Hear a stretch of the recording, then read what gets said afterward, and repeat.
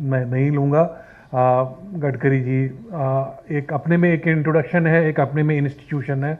मैं उनसे निवेदन करता हूँ कि हमारा मार्गदर्शन करें, हमको मोटिवेट करें इस मिशन को आगे बढ़ाने के लिए। बहुत बहुत धन्यवाद।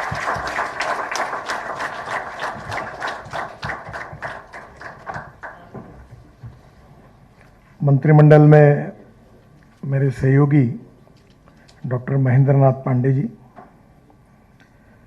मेरे पुराने सहयोगी और इस ग्रीन फ्यूल के क्षेत्र में शुरुआत करने में जिनकी अहम भूमिका रही, ऐसे आदरणीय Anna Saheb Patil ji, kinetic green energy private limited की सीईओ सुलुजा मोटवानी जी, परास से श्री अतुल मुले, श्री वैभव डांगे, उपस्थित सभी सम्मान्य अतिथिगण और भाई और बहनों, सबसे पहले मैं हमारा Indian federation of green energy, इसको बहुत बहुत शुभकामनाओं के साथ धन्यवाद भी देना चाहता हूं कि इन्होंने आज के इस कार्यक्रम का आयोजन किया। सबसे पहले मैं आपको ये अनुरोध करूंगा कि हमारे में से कुछ लोग ईवी का सोचते हैं, कुछ लोग बायोमास में उसके बारे में सोचते हैं, कुछ लोग शुगर इंडस्ट्री के बारे में सोचते हैं, कुछ ई व्हीकल के बारे में सोचते हैं। अलग अलग कंपार्टमेंट बने हुए हैं। वैसे मेरा आप सब लोगों को सुझाव है कि आप सब लोग अल्टरनेटिव फ्यूल, पेट्रोल, डीजल और गैस को छोड़कर बाकी सब लोग एक होकर अगर हम अपनी नीतियों को ठीक प्रकार से प्रेजेंट करेंगे तो उसमें हमारा सबका बहुत बड़ा फायदा होगा। एक इम्पॉर्टेंट चीज़ यह है कि आप सब में जितना दम है उससे आप 20 गुना भी ज़्यादा लगा लोगे तो ये पेट्रोल डीजल का इंपोर्ट कम करना बहुत कठिन है। तो इसलिए आप आपस में एक दूसरा क्या कर रहा है इसको ज़्यादा सोचने के बजाय अल्टरनेटिव फ्यूल इस क्षेत्र में सब लोग मिलकर ताकत लगाइए, जिसमें सबका फायदा होगा। हमारा total energy export 15 lakh crore का है अभी। इसमें कोल है, पेट्रोल है, डीजल है, गैस है, और अभी जो इथेनॉल पटक पटक पे हमने जितनी मेहनत की वो 10% भी पहुंचा नहीं है। 450 करोड़ लीटर, बराबर ना? 450 करोड़ लीटर यानी मुश्किल से 20,000 करोड़ का भी नहीं हुआ। प्रॉब्लम हमारी उचित प्रेजेंटेशन की आवश्यकता है। अब जब इथेनॉल के लिए बैंक से लोन नहीं मिल रहा था तो हमारे एसोसिएशन ने प्रस्ताव लाया कि जैसे पावर परचेस एग्रीमेंट होता है वैसे इथेनॉल परचेस एग्रीमेंट होना चाहिए। तो हम लोगों ने बैंकों को कहा कि करो। अब कोई अच्छा काम करने से उसका फायदा होने के बजाय नुकसान ज़्यादा होता है। फिर अधिकारी बैठ गए, कोटा बांटने लगे, कौन से राज्य को कितना मिलेगा, जबकि इथेनॉल में आपकी जितनी 4 जनरेशन भी पैदा करेगी इतना इथेनॉल तो भी कमी है। अब ये सोचने लगे कि हमको PPA power ethanol purchase agreement नहीं हुआ तो बैंक फाइनेंस नहीं दे रही। अब केवल इथेनॉल के बारे में आज सबसे पहले देश में कितनी रिक्वायरमेंट है, अगर 20% अगर इथेनॉल पेट्रोल में डाला जाएगा तो हमको 1000 करोड़ लीटर की इथेनॉल की रिक्वायरमेंट है, और 1000 करोड़ लीटर मुझे नहीं लगता कि 3-4 साल में हम दे पाएंगे। अब बुधवार को मेरे यहाँ मीटिंग है आईटी मिनिस्टर के साथ, और मैंने उनको आग्रह किया है कि उनके जो आईटी टावर है वो सब डीजल बेस्ड जनरेटर वहाँ चलते, उसके बजाय आप इथेनॉल बेस्ड उसको करिए। और मैंने जनरेटर कंपनियों के साथ बात की कि इसकी एक किट वो देंगे तो डीजल जनरेटर का कन्वर्शन इथेनॉल पे हो जाएगा। तो उनकी रिक्वायरमेंट है 2000 करोड़ लीटर, अगर ये करेंगे तो उनको लगेगा। फिर उसके बाद में मैंने 2 महीने पहले एडवाइजरी दी है कि पेट्रोल के बजाय 100% इथेनॉल यूज होगा फ्लेक्स इंजन। फ्लेक्स इंजन का मतलब यह है, जो ब्राज़ील, कनाडा और यूएसए में है, कि 100% पेट्रोल के बजाय 100% बायो इथेनॉल यूज होगा। इसमें टोयोटा ने जो उनके प्रोडक्ट्स आ रहे वो और अच्छे हैं, कैमरी करके उनकी गाड़ी थी, वो 40% बिजली पर चलती थी और 60% पेट्रोल पे चलती थी, और पेट्रोल पे चलते चलते बिजली तैयार करती थी। तो उन्होंने वही मॉडल फ्लेक्स इंजन में तैयार किया है कि 100% बायो इथेनॉल डालना पेट्रोल के बजाय, और वो बिजली तैयार करेगी तो 40% बिजली और 60% इथेनॉल। ये फ्लेक्स इंजन वाली बात है जिसको टोयोटा, हुंडई, सुजुकी और 4-5 कंपनियों ने मुझे कहा है कि हम 6 महीने के अंदर, मैंने कहा उनको कि आपकी गाड़ियाँ लाइए। 2 व्हीलर में टीवीएस, बजाज और हीरो, तीनों की स्कूटर फ्लेक्स इंजन पे आ गई है। अभी ये इसमें एक सबसे बड़ी बात आज हुई जिसकी घोषणा करते हुए मुझे बहुत खुशी हो रही है कि मैं तो पैशन में काम करता हूँ, तो मैं तो कोई साइंटिस्ट भी नहीं हूँ, इंजीनियर भी नहीं हूँ। तो मैंने कहीं पढ़ा कि रशिया में इथेनॉल की कैलोरिक वैल्यू पेट्रोल के कैलोरिक वैल्यू के बराबर की गई है। तो मैं पीछे पड़ा और मैंने वहाँ से, हमारे एक रिटायर्ड प्रोफेसर प्रिंसिपल थे ऑर्गेनिक केमिस्ट्री के, मेरे मित्र थे हेमंत जाम्बेकर, उनको उसके पीछे लगाया और उनको देश में लाया। फिर मैंने, कोई इथेनॉल की बात होती तो प्राज वालों को कहा, तो उनको लगा, उन्होंने कहा कि ये तो संभव नहीं लगता, पर मैंने पीछा नहीं छोड़ा। फिर इंडियन ऑयल के चेयरमैन वैद्य साहब को और हमारे यहाँ के फरीदाबाद के जो है रिसर्च करने वाले, क्या नाम, डॉक्टर राम कुमार, होशियार है, अच्छे व्यक्ति है, दोनों को बुलाया। उन्होंने भी मन में सोचा कि ये होने वाला नहीं है, पर मेरे को नहीं बोल नहीं सकते थे, तो मैंने उनको प्रेजेंटेशन देकर बोला आप ट्रायल तो करके देखिए। तो फरीदाबाद में 3 महीने ट्रायल हुई। अब वैद्य साहब ने और राम जो डायरेक्टर है, इन्होंने मुझे बताया कि हमारी ट्रायल सक्सेसफुल हो गई, अब इथेनॉल की कैलोरिक वैल्यू पेट्रोल के बराबर आ गई, ये प्रयोग यशस्वी हुआ।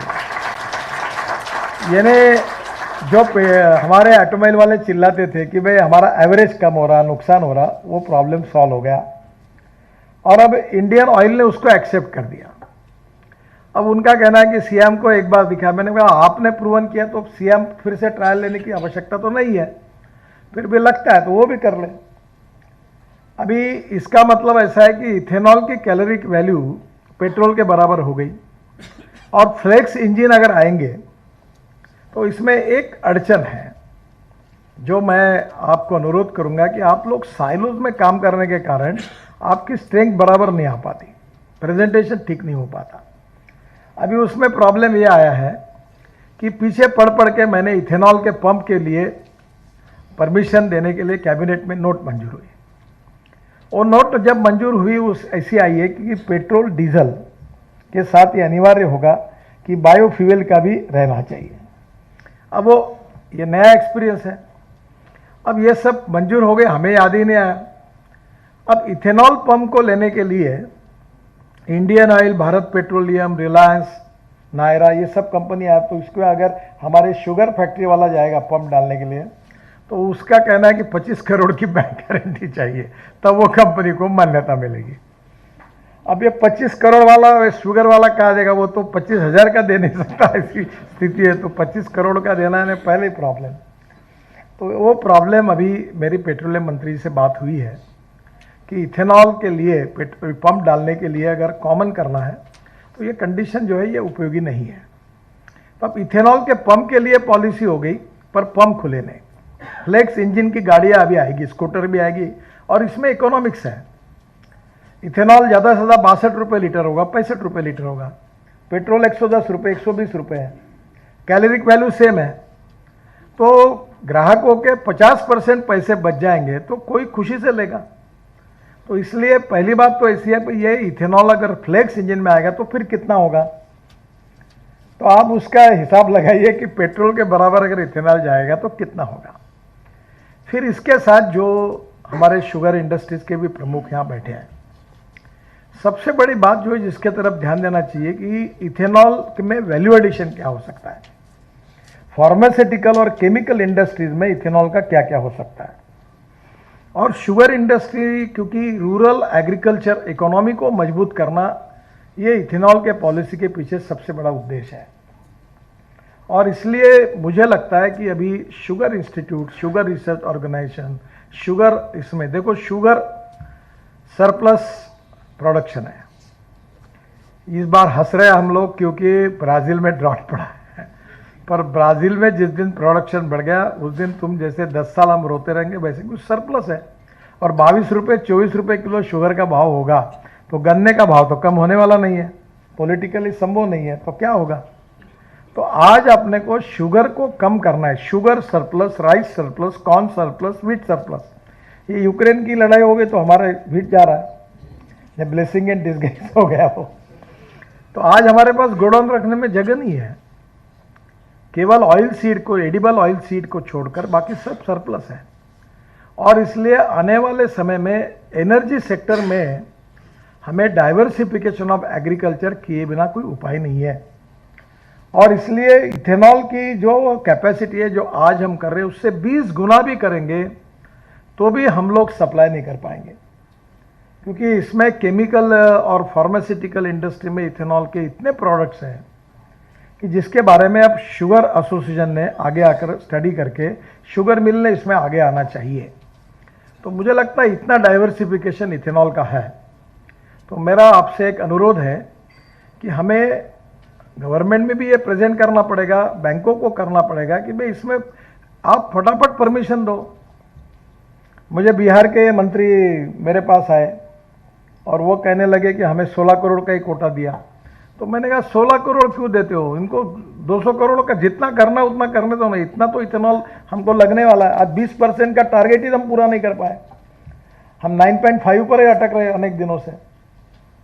तो ये अगर एम्बिशियस टारगेट होगा तो प्रोडक्टिविटी बढ़ानी पड़ेगी। इसलिए राइस से इथेनॉल, शुगर केन जूस से इथेनॉल, बीहेवी मोलाइसिस से इथेनॉल, फूड ग्रेन से इथेनॉल, और अभी तो बाम्बू से भी इथेनॉल बनाया, सेकंड जनरेशन इथेनॉल।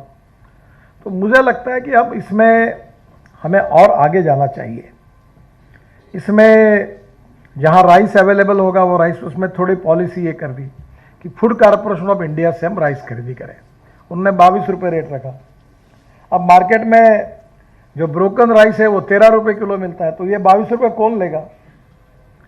तो इसका रिप्रेजेंटेशन सरकार में ठीक से अगर होगा कि भाई मार्केट में जब 12-13 रुपये किलो मिलेगा तो ये कोई लेने वाला नहीं है, या आपको जो मार्केट ड्रीवन है, एक बार लेने वाले ज़्यादा होंगे तो रेट बढ़ेंगे।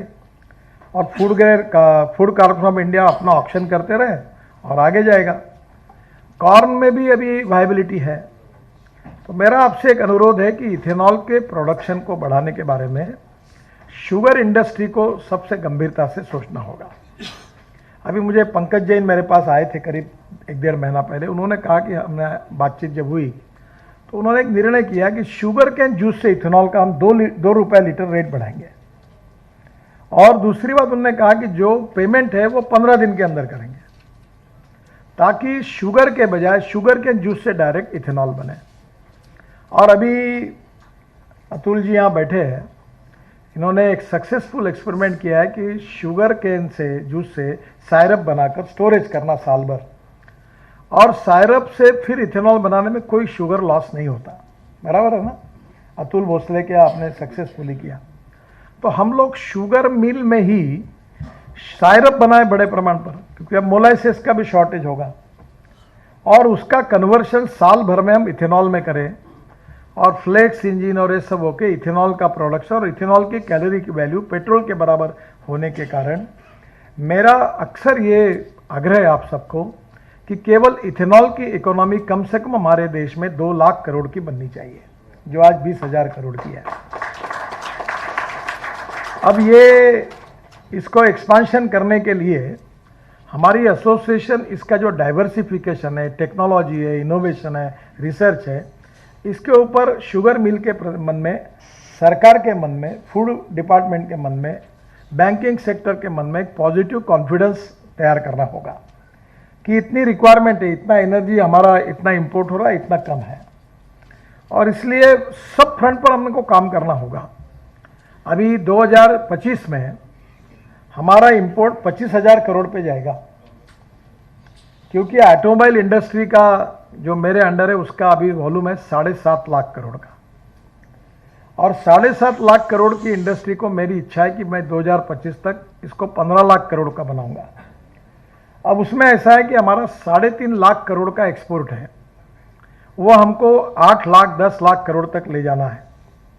और मैं वो देख रहा हूँ कि हिंदुस्तान ये green hydrogen, electric, methanol, flex engine और इसके साथ जितने जितने अल्टरनेटिव फ्यूल है उसके साथ पेट्रोल और डीजल और गैस में भी मैन्युफैक्चरिंग में वर्ल्ड के सभी ब्रांड, रेपुटेड ब्रांड इंडिया में प्रेजेंट है। अब इसमें टेस्ला केवल नहीं है, पर वो भी आएंगे ऐसा मुझे लगता है, क्योंकि वो यहाँ मैन्युफैक्चरिंग करेंगे तो उनका भी फायदा है, पर अभी तक उनका निर्णय नहीं हुआ है। पर अभी ये सब ब्रांड है और इनका एक्सपोर्ट है। अब इसके लिए हमने 2 बातें की है। हमने स्क्रैपिंग पॉलिसी लाई है, और स्क्रैपिंग पॉलिसी में अभी मैंने बीच में प्रयास करके जो टायर थे पुराने वो भी इंपोर्ट करने के लिए अनुमति दे दी है, क्योंकि waste to wealth and knowledge to wealth. तो आज मेरा का विश्वास है कि वर्ल्ड में से जो स्क्रैपिंग आ रहा है, एल्यूमिनियम, प्लास्टिक, रबर, स्टील, अभी मैं आया था, मुझे सरदार जी आए थे जो न्यूजीलैंड से मेंबर ऑफ पार्लियामेंट है, तो बता रहे थे कि हमारे यहाँ के पंजाब के एक लड़के ने वहाँ स्क्रैपिंग यूनिट डाला है, वो 40 कंटेनर रॉ मटेरियल इंपोर्ट करता है हिंदुस्तान में। अभी हमारे देश में मैंने स्क्रैपिंग यूनिट के उद्घाटन किए हैं, और अभी बड़े प्रमाण पर बसेस, कार, ट्रक स्क्रैपिंग में जाएगी जो ओल्ड है। तो इसमें से एल्यूमिनियम, कॉपर, स्टील, रबर सस्ता होगा ताकि हमारी कॉस्ट कम हो जाए। जो ई व्हीकल में ऐसा है कि नंबर, वॉल्यूम बढ़े और कॉस्ट हमको कम करना है।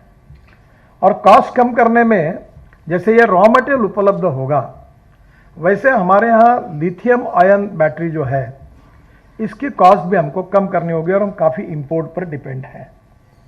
और इसलिए अब sodium ion, zinc ion, aluminium, नए नए केमिस्ट्री पर काम हो रहा है। काफ़ी रिसर्च कर रहे लोग, स्टार्टअप भी काम कर रहे हैं, और मुझे ऐसा लगता है कि आने वाले 3-4 महीने में अल्टरनेटिव केमिस्ट्री बैटरी की इसमें हम सक्सेस होंगे। और ये करने के बाद अभी सेमीकंडक्टर का शॉर्टेज था।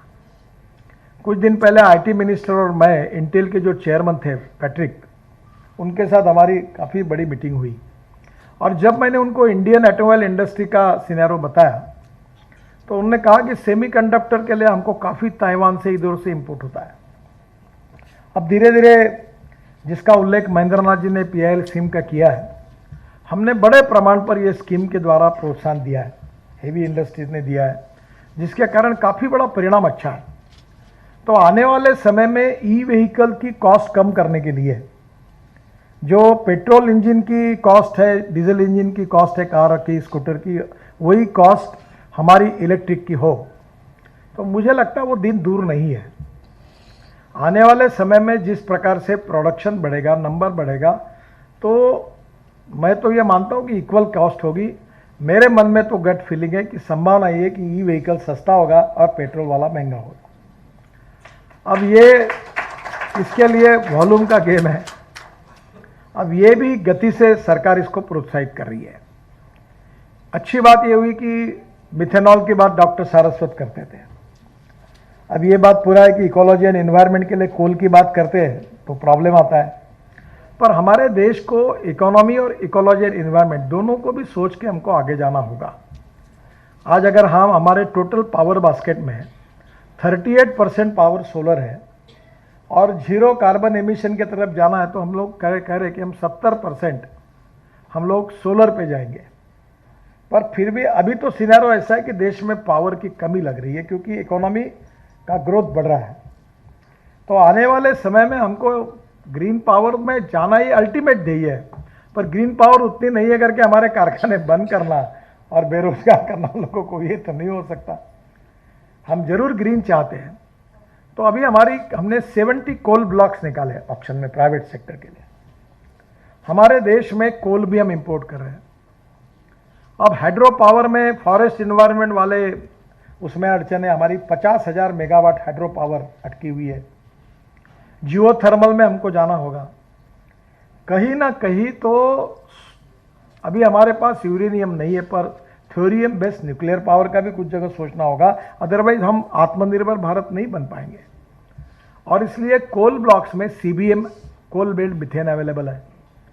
अब उससे ऑलरेडी बंगाल में सीएनजी बना रहे हैं और उससे यूरिया बना रहे हैं। 50,000 करोड़ का यूरिया हम इंपोर्ट करते हैं। अभी हम नैनो यूरिया हमने तैयार किया है। अब हमारे लिए कोल में से जो मिथेनॉल तैयार होगा, मिथेनॉल से डीएमई तैयार करके वो हम 20% एलपीजी में ऐड कर सकते हैं, तो हमारा गैस सिलेंडर 100, 150, 200 रुपये सस्ता होगा और 20% एलपीजी का इंपोर्ट कम होगा। तो हमको सभी अल्टरनेटिव पर काम करना होगा। उसमें इकोनॉमिक अप्रोच भी है और इकोलॉजी एंड इन्वायरमेंट का भी अप्रोच है, उसको प्रायोरिटी है। और इसलिए दोनों की बात जब मैं कर रहा हूँ इसमें मैं कन्फ्यूजन नहीं है, क्योंकि जब तक ये नहीं बढ़ता तब तक अल्टरनेटिव एनर्जी तो लगेगी। और इसलिए स्वाभाविक रूप से ये जो प्लान है इसमें और कुछ प्रगति हुई है, जिसमें शुगर इंडस्ट्री को मुझे लगता है और एक बारे में इसके रिसर्च में आगे आना होगा। वो ये है कि अभी हम लोग ग्रीन हाइड्रोजन पर भी जा रहे हैं और मैं ये मानता हूँ कि ग्रीन हाइड्रोजन ये हमारी भविष्य की फ्यूल है। और ब्राउन हाइड्रोजन पेट्रोलियम से होता है, ब्लैक हाइड्रोजन कोल से होता है और ग्रीन हाइड्रोजन हमारे लिए सबसे बड़ी प्राथमिकता है। जो म्यूनिसिपल वेस्ट है उसको सेग्रीगेट करने के लिए रूफटॉप सोलर और छोटी विंड मिल डालकर अगर हम सेग्रीगेट करते हैं तो हमारे पास प्लास्टिक, रबर और मेटल निकलेगी, ग्लास निकलेगा। इसको सबको रिसाइकलिंग करें और ऑर्गेनिक वेस्ट जो निकलेगी वो वाइड एडजस्टर में डालकर हम मीथेन से फिर ग्रीन हाइड्रोजन बना सकते हैं। फिर जो सीवेज वाटर है, मैं मेरे महानगर पालिका में नागपुर में 7 साल से हम हमारा सीवेज वाटर पावर जनरेशन के लिए महाराष्ट्र सरकार को बेचते, 300 करोड़ मिलते हैं हमको साल के। अब मैं कोशिश कर रहा हूँ कि उसी पानी को, अभी एक्सेस है, उसी से इलेक्ट्रोलाइजर से ग्रीन हाइड्रोजन बनाएंगे और रूफटॉप सोलर बनाकर सेग्रीगेट करेंगे सॉलिड वेस्ट को और उसी से फिर उसको जनरेटर में प्रेशराइज करना है, कुछ 500 बार पर ले जाना पड़ता है, तो उसके लिए जनरेटर सेट इथेनॉल का लेंगे। तो इथेनॉल फिर सस्ता है, डीजल महंगा है। तो मुझे लगता है ग्रीन हाइड्रोजन के ऊपर भी जो बगास है, अब देखो हमारा प्रेम इकोनॉमिक वायबिलिटी से है। ग्रीन पावर फायदे में तो ग्रीन पावर तैयार करो, ग्रीन हाइड्रोजन है तो ग्रीन हाइड्रोजन तैयार करो।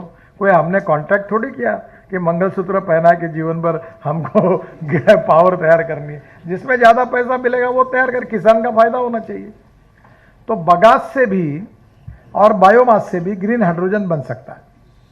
तो इसके ऊपर एक मुझे लगता है कि हमारे यहाँ आगे तैयार करने चाहिए। और मैं ऐसा मॉडल तैयार हो, ऐसा मैंने अभी अतुल जी को सुझाया था कि 10 एकड़ जिसके पास किसान है उसके कुएं में पानी है, तो वही पानी से निकालकर एक रूफटॉप सोलर करके godown pre cooling plant cold storage बनाएगा और विंड मिल भी लगाएगा छोटी, और वहीं से 70% कॉस्ट ग्रीन हाइड्रोजन में पावर की है।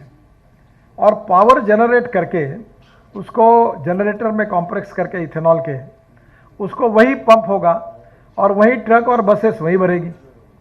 अभी ग्रीन हाइड्रोजन ऐसा है जिसके ऊपर हवाई जहाज चल सकता है, जिसके ऊपर रेलवे चल सकती है, जिसके ऊपर केमिकल इंडस्ट्री चल सकती है, स्टील इंडस्ट्री चल सकती है। कोई कोल की ज़रूरत नहीं, पेट्रोल की ज़रूरत नहीं, गैस की ज़रूरत नहीं। तो ग्रीन हाइड्रोजन को हमको एक्सपोर्ट करना है। अभी जो जो चर्चा हो रही है वो डोमेस्टिक मार्केट की हो रही है। मैं तो मानता हूं कि हमारे ये सब प्रोडक्ट को, अभी आपको पता होगा हमारा 50% टू व्हीलर हीरो, बजाज और टीवीएस एक्सपोर्ट होता है।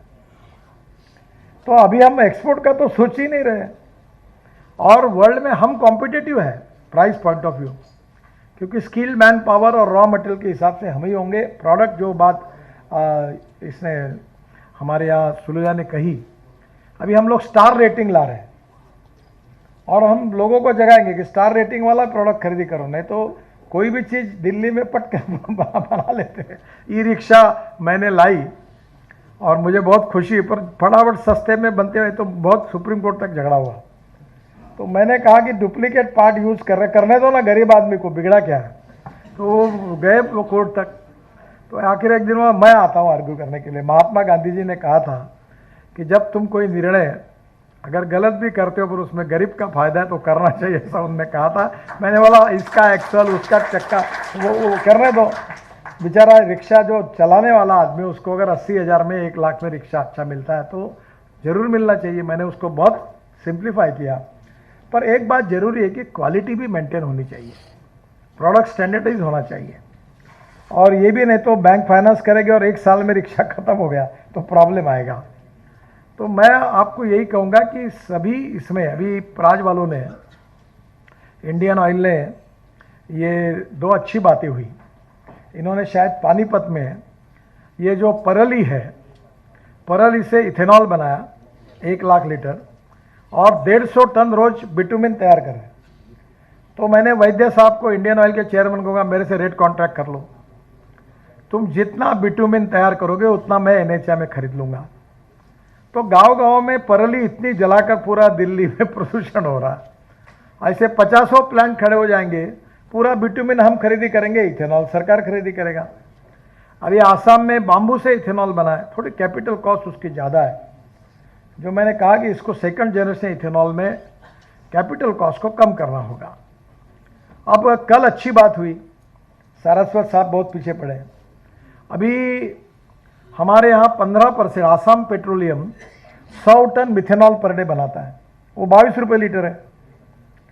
डीजल कितना है अभी, और ये 22 रुपये लीटर में 15% डीजल में डाल रहे हैं। तो मिथेनॉल का प्रोडक्शन करिए। अमोनियम नाइट्रेट के कारण हमारी माइनिंग इंडस्ट्री प्रॉब्लम में है। ये मिथेनॉल से अमोनियम नाइट्रेट बनेगा जो एक्सप्लोजिव में काम में आता है, कोल माइंस में आता है, वो नहीं। हम 30 lakh ton ammonium nitrate import कर रहे हैं। हाँ कोई बात, आप चलिए कोई। तो मैं महेंद्र नाथ जी को भी बहुत बहुत धन्यवाद दूंगा, इस सब में उनका भी बहुत सहयोग मिल रहा है। तो मेरा आज एक बहुत अच्छी बात हुई कि आसाम में ये हो गया। मैं शिपिंग मंत्री था, मैंने एक स्टेनिया करके कंपनी थी स्वीडन की, उन्होंने पूरे शिप के डीजल इंजन को मिथेनॉल पे कन्वर्ट किया है।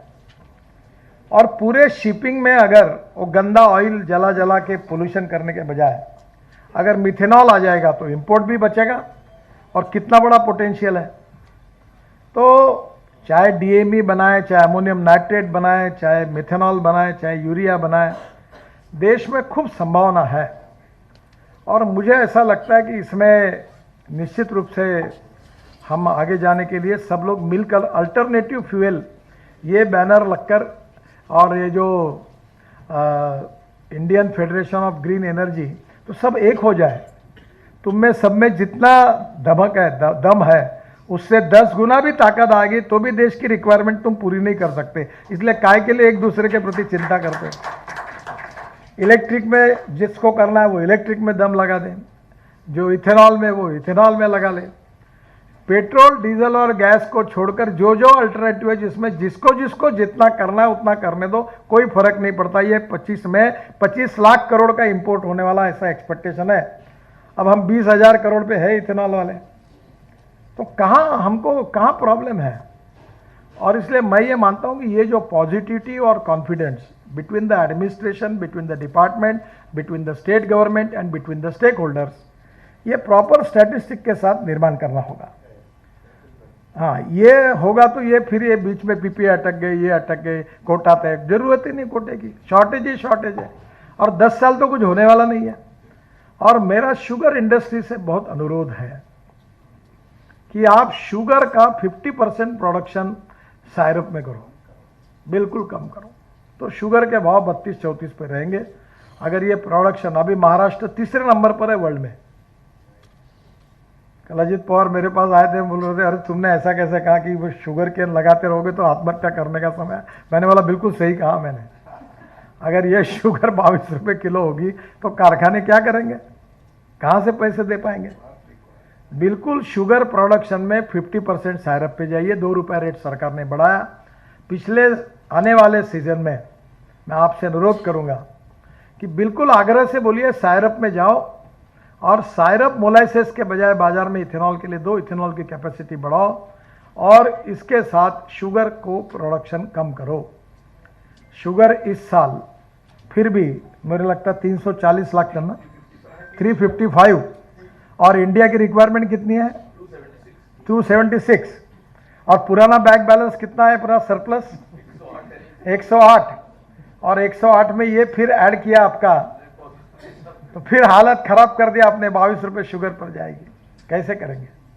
तो this is the appropriate time that we need to take strong decision दैट हम 50% तो सायरप ही बनाएंगे।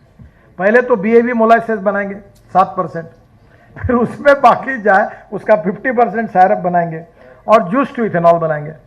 तो ये किए बिना सर्वाइवल नहीं हो पाएगा। और कोई कमी नहीं, 20%। केवल एक प्रॉब्लम है, जो इथेनॉल के बारे में, एक एरिया में इथेनॉल होता है, taking ethanol from one area to another area, जो ट्रांसपोर्ट है, ये प्रॉब्लम आ रहा है। तो आपके एसोसिएशन से एक बार आइए, मुझे प्रधानमंत्री जी से मैं चर्चा कर रहा हूँ, उन्होंने कहा नितिन जी ऐसा क्यों नहीं करते कि इथेनॉल रिफाइनरी को सप्लाई करें। हम वर्ल्ड से ला रहे इथेनॉल और रिफाइनरी फिर उसको पेट्रोल में डालकर फिर वो भेजे। तो कुछ जगह कुछ समय के लिए जिस एरिया में इथेनॉल बनता है वहाँ के स्टेशन में हम दें और बाकी जगह का रिफाइनरी को भेज दें, तो वहाँ से डायरेक्ट पेट्रोल जाएगा, उसी के इसमें निकल जाएगा। तो कहीं ना कहीं मुझे लगता है कि we will find out the alternative for that.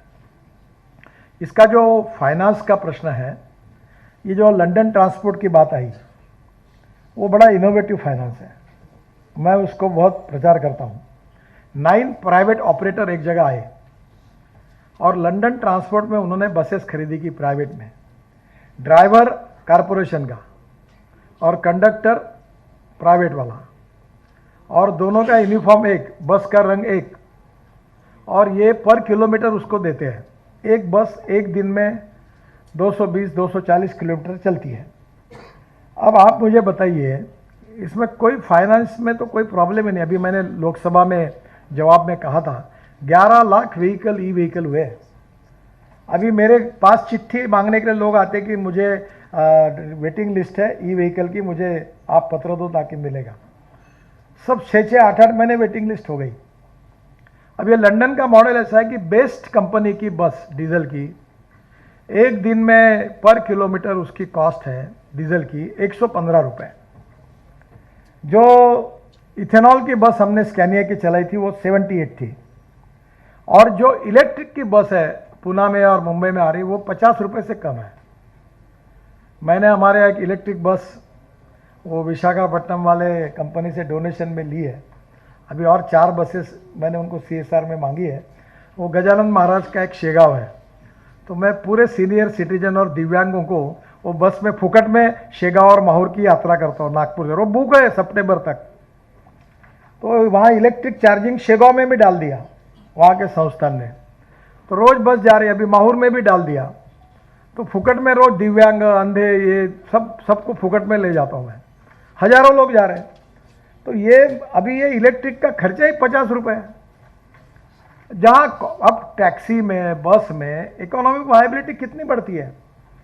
इन्हें 10 रुपये का पेट्रोल, 8-8.5 रुपये का डीजल, 6 रुपये का इथेनॉल, और शायद इलेक्ट्रिक इथेनॉल होगा तो वो 4 रुपये पे आएगा, और 2 रुपये से कम आएगा हाइड्रोजन, और 1 रुपया आएगा इलेक्ट्रिक। अब इलेक्ट्रिक को भी हमको पावर जनरेशन में बढ़ाना पड़ेगा। तो सोलर पावर अभी हम 650 रोड साइड एम्यूनिटीज़ बना रहे हैं, तो 70 जगह पर इलेक्ट्रिक चार्जिंग स्टेशन डाल रहे हैं। पर हमारे देश में लोग चर्चा करने के लिए पहले इलेक्ट्रिक गाड़ी लेंगे तो चार्जिंग कैसे होगा, चार्जिंग नहीं होगा तो गाड़ी कैसे चलाएंगे। अब मैं 1 साल से मेरे पास ई व्हीकल है। अब मुझे पता नहीं, मैं फ्लैट में रहता हूँ, तो हमारे लोगों ने वो जनरल मीटर में ही डाल दिया था, तो मैं 1 साल तो फुकट में गाड़ी चली क्योंकि बिल ही नहीं आया। अब मुझे मालूम हुआ कि गलत जगह पर उसने किया है, तो कोई पैसा ही नहीं लगता। ऊपर में मेरे यहाँ भी सोलर है। तो आज ये रूफ टॉप सोलर बड़े प्रमाण पर फैक्ट्री में हो रहे हैं।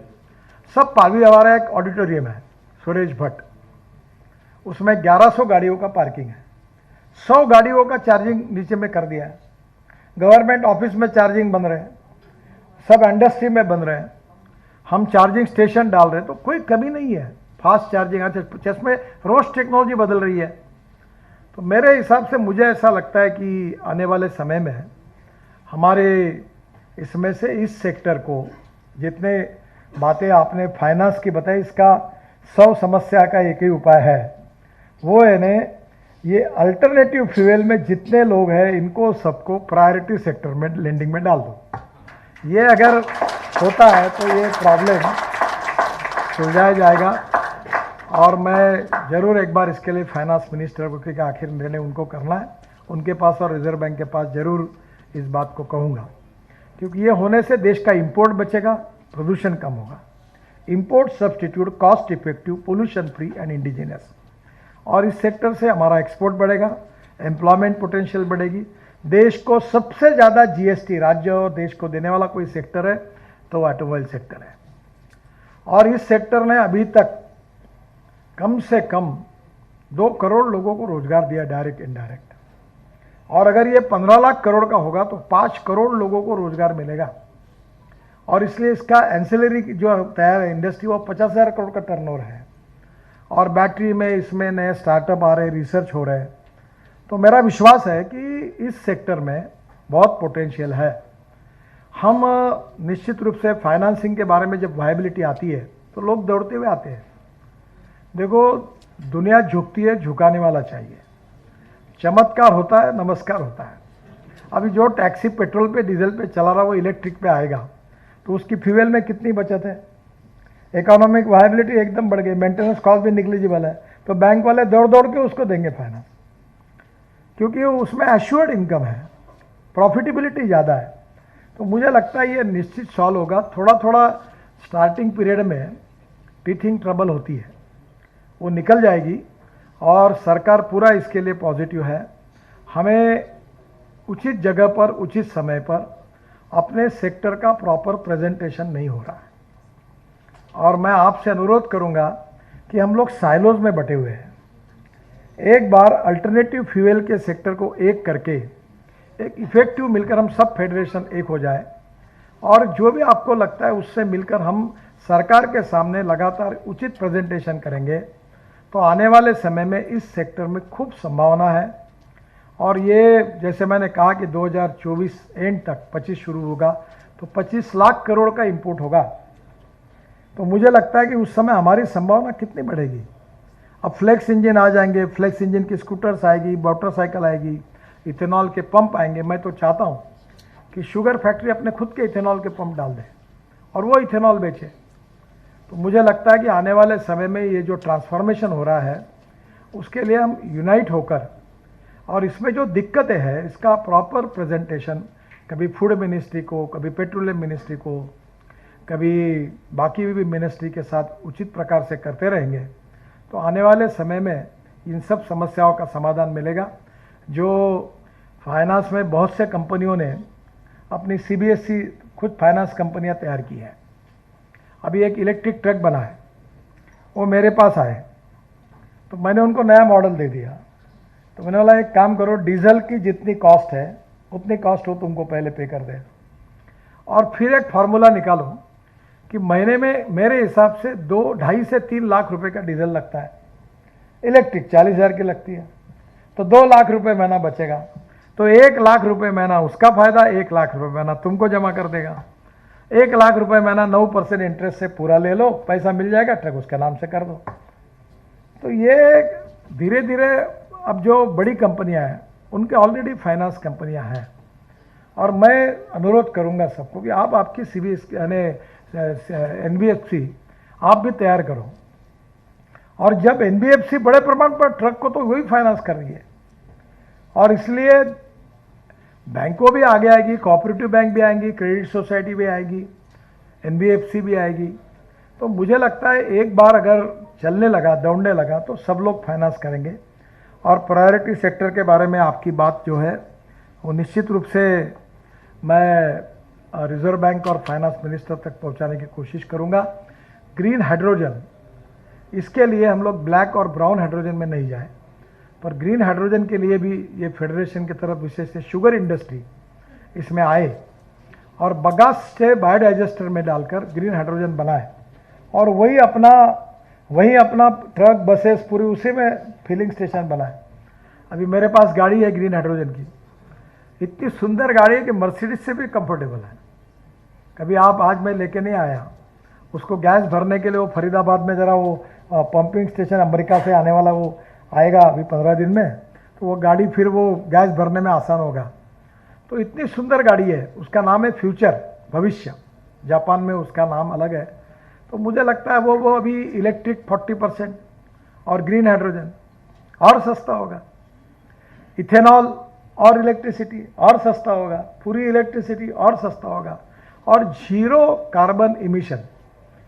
इसके लिए एक तरफ सोलर पावर भी तैयार हो रही है और दूसरी तरफ हम लोग फ्यूल में भी अल्टरनेटिव ला रहे हैं। तो मुझे लगता है ये जो ट्रांसफॉर्मेशन हो रहा है ये ट्रांजिट पीरियड है, कुछ दिक्कतें आएगी, पर दिक्कतों को आइडेंटिफाई करके अगर उसका सही प्रेजेंटेशन करेंगे तो 100% इसमें हमें यश मिलेगा। मैं Indian federation of green energy इनको हृदय से धन्यवाद देता हूं, और इस दृष्टि से सरकार के बीच में और हमारी इंडस्ट्री के बीच में और अच्छा काम कोऑर्डिनेशन का करने में वो भी आगे भूमिका अदा करेंगे। और आप लोग भी सब फेडरेशन एक मिलाकर आपको जो भी उचित लगे उनके साथ मिलकर पेट्रोलियम मिनिस्ट्री को, फूड मिनिस्ट्री को बराबर समय पे हमने उचित प्रेजेंटेशन करना चाहिए। तो मुझे लगता है कि आने वाले समय में ये दिक्कतें नहीं आएगी। मैं फिर से एक बार, ये भविष्य जो है ये आत्मनिर्भर भारत बनाने के लिए, इंडिया को वर्ल्ड की सुपर इकोनॉमिक पावर बनाने के लिए सबसे प्रायोरिटी वाली बात है। ये जो अल्टरनेटिव फ्यूल, ग्रीन हाइड्रोजन, ये हमारा भविष्य है। Electric, ethanol, methanol, biodiesel, bio LNG, bio CNG, अभी हमने बिट्यूमेन बना लिया, अभी परली से बायो एलएनजी और बायो सीएनजी सक्सेसफुली बनाया। मुझे लगता है ये सब इनिशिएटिव को पब्लिश करना, एसोसिएशन ने अपने मेंबर्स को इस टेक्नोलॉजी के बारे में अवेयर करना, अलर्ट करना, और इसमें बहुत स्पीड से, गति से हम लोग इसमें आगे आएंगे तो निश्चित रूप से हमारे सबका भविष्य अच्छा होगा। शुगर इंडस्ट्री वालों का तो एनपीए निकल जाएगा, जो बंद पड़े वो दौड़ने लगेंगे और परिस्थिति बदल जाएगी। इसको जरूर विचार करके आप सब लोग सोचिए। यही बात कहते हुए अपनी बात को समाप्त करता हूँ। धन्यवाद।